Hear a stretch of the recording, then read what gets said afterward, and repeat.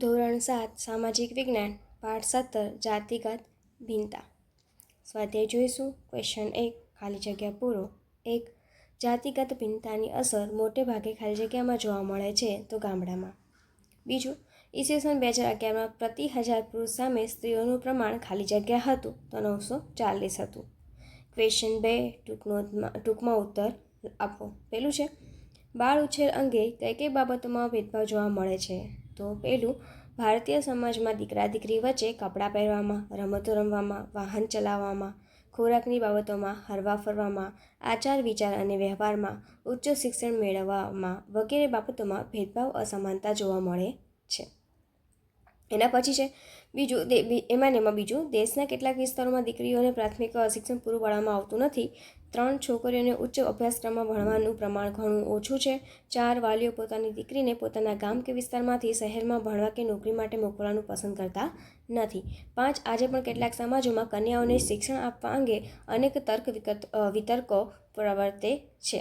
બીજો જ પ્રશ્ન છે, ઘરકામમાં કઈ કઈ બાબતોમાં ભેદભાવ જોવા મળે છે? તો સમાજમાં એવી માન્યતા પ્રવર્તે છે કે છોકરાઓ કરતાં છોકરીઓ શારીરિક રીતે ઓછી સક્ષમ હોય છે. તેથી છોકરાઓની તુલનામાં છોકરીઓ પાસે ઘરના કામો વધારે કરવામાં આવે છે. જેમ કે છોકરીઓ ઘરની રસોઈ બનાવવામાં મદદ કરે છે, તેઓ નાના ભાઈ કે બહેનને રમાડે છે, તેઓ ઘરની સાફ સફાઈ કરે છે, પાણીના વાસણોમાં પાણી ભરે છે, કપડાં ધોવે છે. છોકરાઓ ઘરના કામો માટે સાયકલ કે અન્ય વાહનો ચલાવી શકે છે કે શીખી શકે છે, જ્યારે છોકરીઓને આ માટે સક્ષમ ગણવામાં આવતી નથી. ત્રીજું છે, રૂઢિગત રીતે પ્રાથમિક શિક્ષણ પૂર્ણ થાય તેમાં કોની સંખ્યા વધારે હોય છે? તો રૂઢિગત રીતે પ્રાથમિક શિક્ષણ પૂર્ણ થાય તેમાં છોકરીઓની સંખ્યા કરતાં છોકરાઓની સંખ્યા વધારે હોય છે. ક્વેશ્ચન 3 છે, નીચેના પ્રશ્નોના 1-2 વાક્યમાં ઉત્તર આપો. તો પહેલું, મહિલા સશક્તિકરણ માટે સરકાર કેવા પ્રયત્નો કરે છે? તો મહિલા સશક્તિકરણ માટે સરકાર છોકરીઓને ઉચ્ચ શિક્ષણ માટે વિશેષ સહાય કરે છે.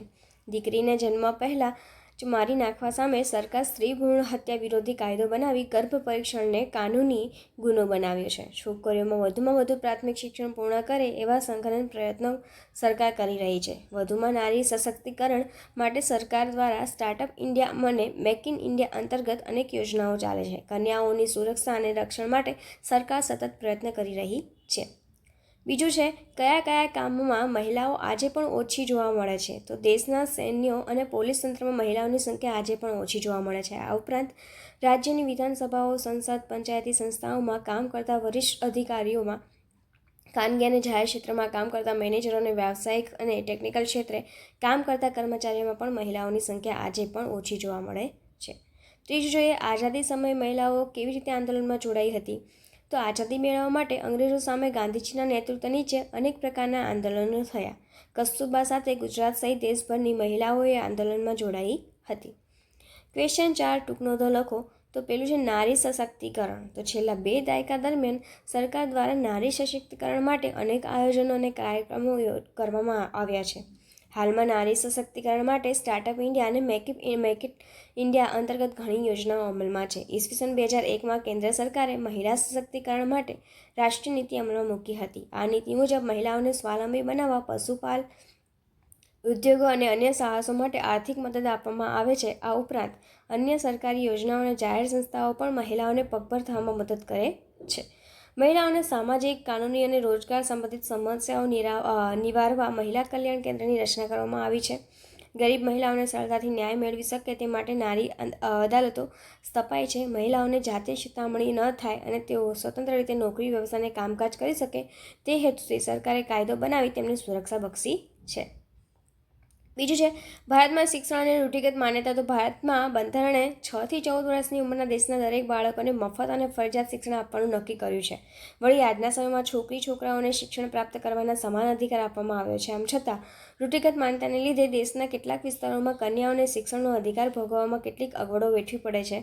વાલીઓ તેમને પ્રાથમિક શિક્ષણ પૂર્ણ કરાવતા નથી. સમાજમાં પ્રવર્તતા આ ભેદભાવ બાળ લગ્ન જેવા કુરિવાજોને પ્રોત્સાહન આપે છે. બાળ લગ્નને લીધે મુખ્યત્વે કન્યાઓ શિક્ષણમાં પ્રગતિ સાધી શકતી નથી.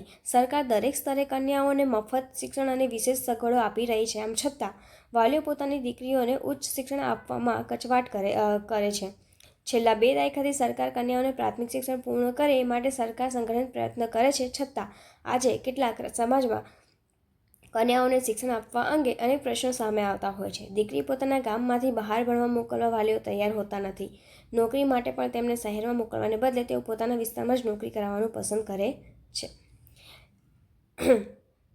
સોરી. અને આજ સાથે આપણું આ સ્વાધ્યાય અહીંયા પૂરું થાય છે.